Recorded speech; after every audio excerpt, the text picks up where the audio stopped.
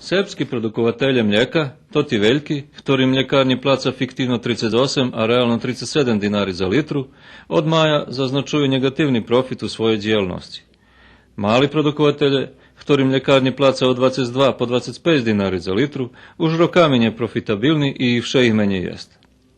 Velikim produkovateljom država placi i 25.000 dinari po rasnej kravi za unapredzovanje genetičnog sostavu.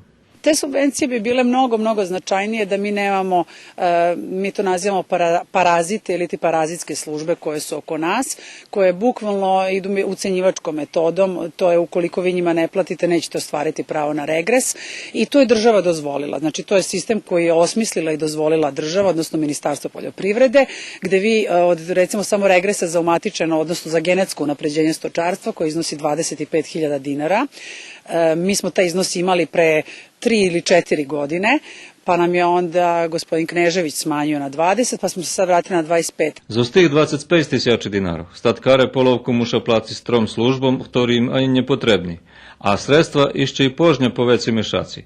Takže toto, co bi malo služiť za unapredzovanje genetičke produkciji, služi ljem za preživljavanje, hvari naša sobešednica.